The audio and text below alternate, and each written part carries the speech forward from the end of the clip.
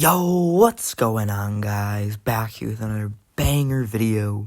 In today's video, I'm going to be giving Cobra Kai / Karate Kid characters overalls, like in Madden or FIFA. And I know people in the comments are going to get pressed about this, but I'm gonna do adult counterparts as well, and I might vary in seasons for certain characters. So let's get right into it.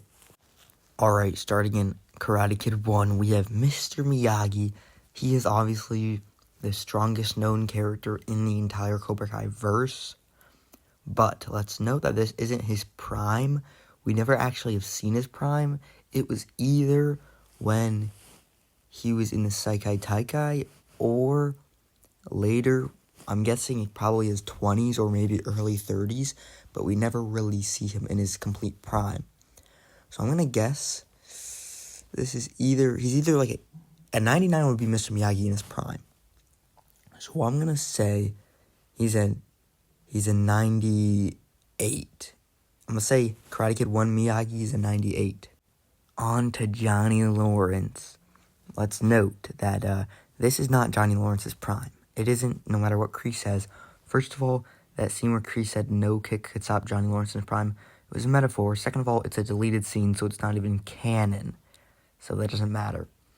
And clearly we see in the show, the sensei adults just neff the students. So that's not even debatable, really.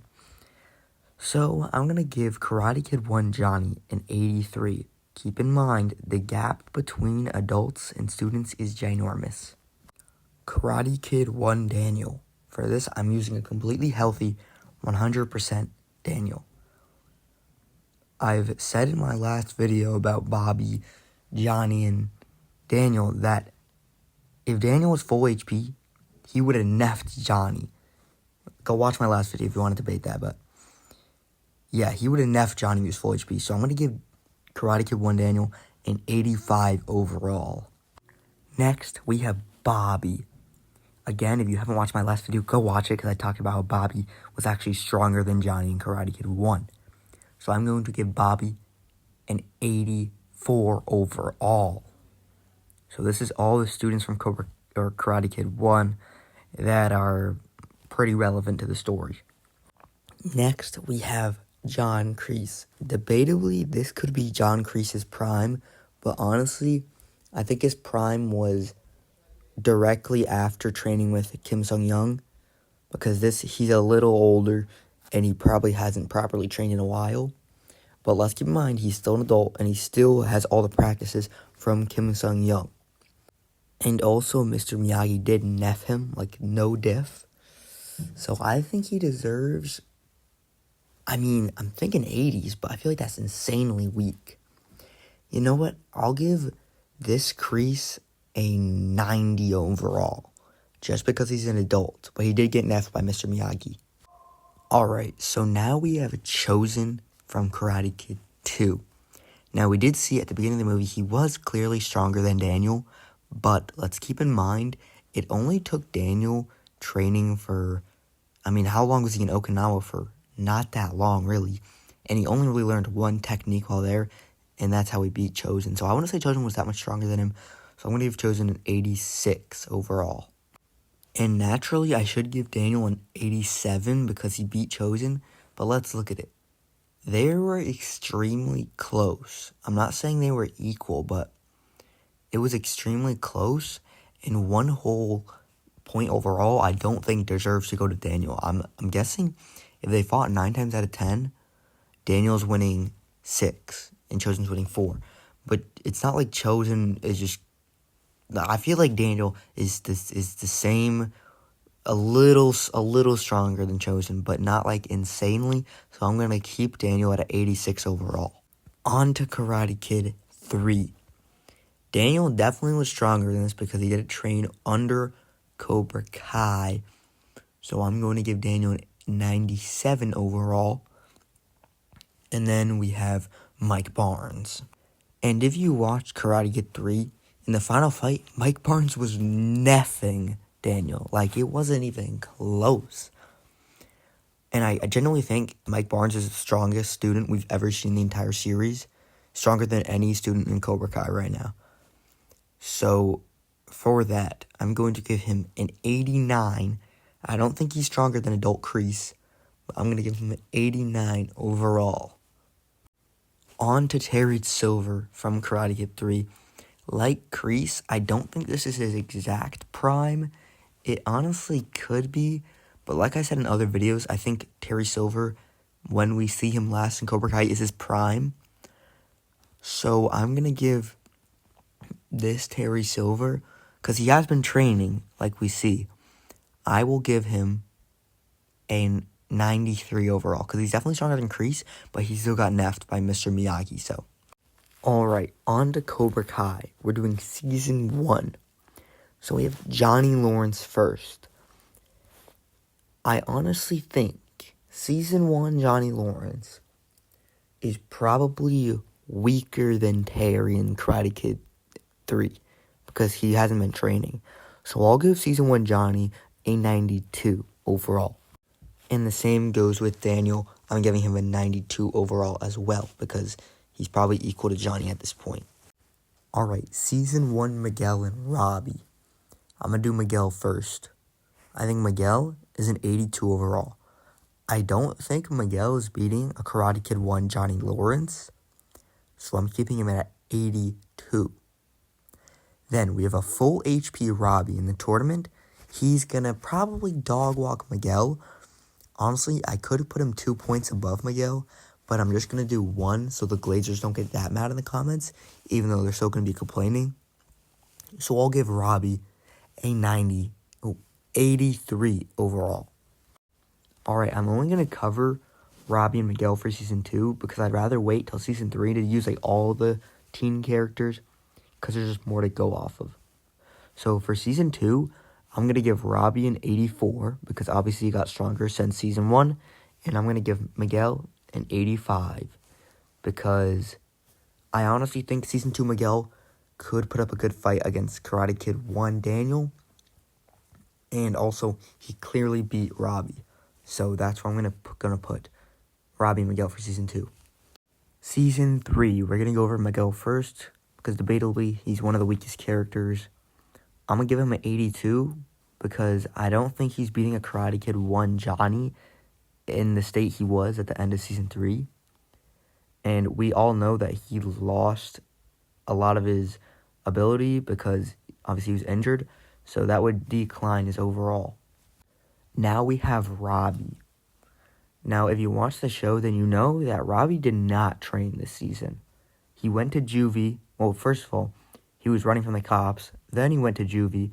And then when he got out, he didn't start training again until Season 4. So for Season 3, he didn't train at all. And you could say he just got stronger naturally. But I'm not gonna because he was literally only in one fight the entire season. So I'm going to keep Robbie at an 84 overall. On to Tori. I think Tori from this season would probably beat Miguel in this weekend state. So I'm going to give her an 83 because I don't think she could beat Robbie. Now we have Sam. And I think in this season she's clearly stronger than Tori. So that puts her at an 84 already.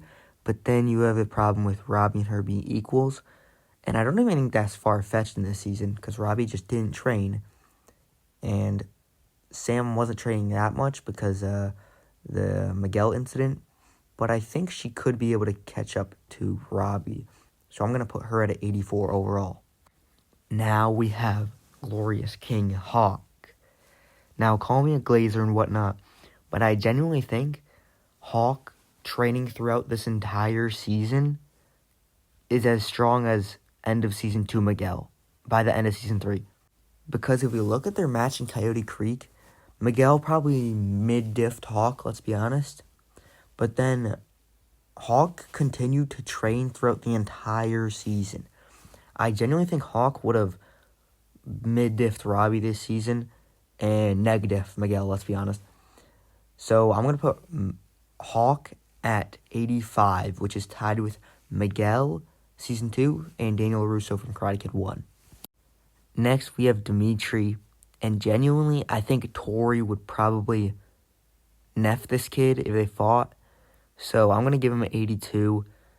I'm going to say he was I don't even want to see stronger than Miguel at the end of the season because I just don't even know. So I'm going to give him an 82 overall for this season. And then we have Kyler, who I'm also going to give him an 82. Y'all are going to say, but Miguel beat him. Yes, but can we just look at Miguel's face after the fight? That explains a lot. Also, I showed before that if it's like a very, very close fight, I'm just going to give him the same overall. So, Kyler has a 82 overall. Season 4, we have Miguel. I honestly think that at this point, Miguel has retained all of his skill from Season 2, but I don't think he is stronger than his Season 2 counterpart. So I'm going to give Miguel an 85. And that's pretty grateful because I'm basically saying he gained 3 whole points in one season, which is like insane growth. Now we have Robbie, who, in my opinion, is stronger than Miguel in this season. If we look at the after party fight, he subdued Miguel. And if Miguel really fought him, he would have injured himself either way. So I think Robbie is stronger than Miguel this season. So I'm going to give I'm going to give Robbie an 86 overall. I don't think he's like crazy stronger than him. So I'm going to give him an 86, which puts him at par with Karate Kid Dude Daniel and Chosen, which I think is pretty accurate, honestly. Now we have Hawk, and I don't even think it's okay to put Hawk above Robbie or below him because there's like 2 times in the fight where both of them could have scored points on each other. So I'm going to keep them even at 86 overall for both. Lastly, I have Johnny and Daniel's fight in Season 4. And clearly they were even again, even though Daniel had the pressure point technique and Johnny didn't have like any special technique. They still tied. So I'm going to give them both a 94 overall. So these two are the strongest adults since Mr. Miyagi. Season 5, Robbie. I'm going to give him straight up 87 because I think he's definitely stronger than he was in Season 4. Miguel is clearly stronger than Robbie this season, so I'm going to give him 88. So he is now the second strongest teen fighter in the entire verse. Alright, Kyler. I'm only going to move him up 1 point because I don't think he's been training that seriously. Like we see in Season 5, he doesn't go through all the drills 100%. So I don't think he would have gained that much skill. And he got neffed by Kenny and Hawk. So he's not that strong. And I would say Kenny is an 84. I think Kenny would beat Kyler in a straight-up match this season. But people might think he's higher just because of the silver bullet technique. But I wouldn't move him up that high. It's just one technique. So I'm going to put Kenny at an 84 overall. Now we got Devin Lee. And honestly, I think she's probably on par with Kyler. So I'm going to put her at an 83 as well. Now we have Hawk. And obviously he did get kind of destroyed by Teddy this season. But I'm debating that it was cheats and illegal moves. So I'm going to give Hawk an 87 because naturally he wouldn't have gotten weaker than Robbie through this season. Alright, now we have Kim Da-young. And honestly, you could either put her at a 91 or 92 because I think she's stronger than Adult Kreese, but I think she's weaker than Adult Silver. So I'm just going to round up and give her a 92 overall. Alright, now we have Old Terry Silver. And like I said before, I think Old Terry is stronger than his younger adult counterpart. So I'm going to give this Adult Terry a 95 overall because he did beat Daniel fair and square and he had to sneak attack Johnny to beat him. But he did get beat by Chosen though. That's true. I low-key forgot about Old Kreese throughout this entire thing. But honestly, I think throughout the entire show, he probably has stayed the same. Maybe gotten a little stronger, but honestly, he's probably around a 92 right now. And I think Kim Da-young would probably beat him just because she's more agile. So probably a 92. Now we have Johnny Lawrence, who has probably the best feat in the entire show, entire verse. Beating, 6 senseis? And it took one of them to beat Johnny and Chosen And obviously we have the amp of him having his life threatened, but that's still impressive. So I'm going to give him a 96 overall. All right. So this is kind of hard to put because I honestly think Terry would beat Daniel in a one-on-one because Terry only lost to Daniel because he was fighting Chosen before. That's the only reason he lost to Daniel at the end of season 5. But if I put Daniel below Terry, then it's weird because then Johnny's so much stronger than Daniel. So what I'm going to do is I could also debate that Daniel only lost to Terry in their fair fight because he was like blinded by rage and he was kind of being manipulated by Terry. So I'm going to give Daniel a 95 overall. So he tied with old Terry. Chosen season 5, I honestly would say is equal to Johnny because they're fighting alongside each other. And you could say, yeah, but what about the feat that Johnny did?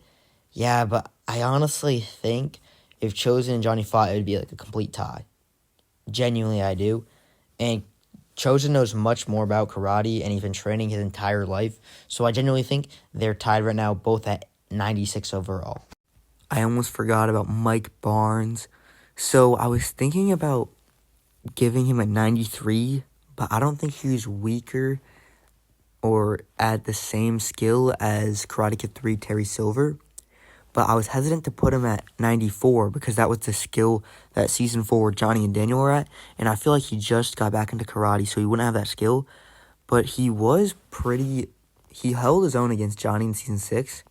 So I'm going to give adult Mike Barnes a 94 overall. And I don't think he got that much stronger because I don't think he really trained throughout the rest of the seasons.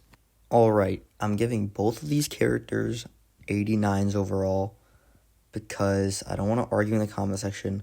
And if you think Miguel is a higher overall, you're geeked out. If anything, I should put Robbie's above him. But I'm not going to. I'm just going to keep it even so the Glazers don't get that mad in the comment section. So both are tied at 89 overall with Teen Mike Barnes from Karate Kid 3. For the girls, I haven't given them a ranking since season 3 because they're just so hard. It's just so annoying. I should probably just both give them 97, which is what I gave Daniel from Karate Kid 3, which I think is a pretty good scaling. So, honestly, if it were up to me and I don't care about the Glazers, I would put it at 88 for Sam and 87 for Tori. But I don't want y'all to yap in my comment section, so I'm going to give both of them an 87. Hawk, I think he honestly just deserves an 88.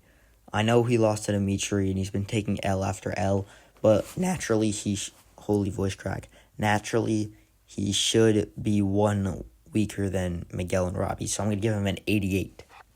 Time for Dimitri. I don't think Season 6 Dimitri is beating Season 4 Hawk or Robbie, so I'm going to put Season 6 Dimitri at an 85 overall. Now we have Kenny, and I honestly think he's probably at a 85 along with Dimitri. And I think if Dimitri and Kenny fought, I feel like Kenny would probably win, but it would be very close. So I'm going to put him at 85. And then we have Devin Lee, who I'm going to move up 1 to an 84 overall. Now for Yoon, we haven't seen much of him, but there is spoilers. So spoilers for the new season because there's leaks. Spoilers.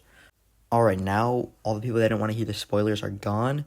Yoon supposedly beats Miguel, but then loses to Hawk. And I'm pretty sure he lost to Miguel off something, like Miguel was distracted. So I'm going to give Yoon a 87 overall because he lost to Hawk, but he won against Miguel probably unfairly or some sort of way like that. More spoilers. Quan supposedly makes it to the finals and has a gruesome battle with Miguel. So I'll give him an 89 overall as well. Alright, thank you guys so much for watching. Let me know in the comments what you guys thought of the overalls. Make sure to like, subscribe, comment, share, and I'll see you on the next one.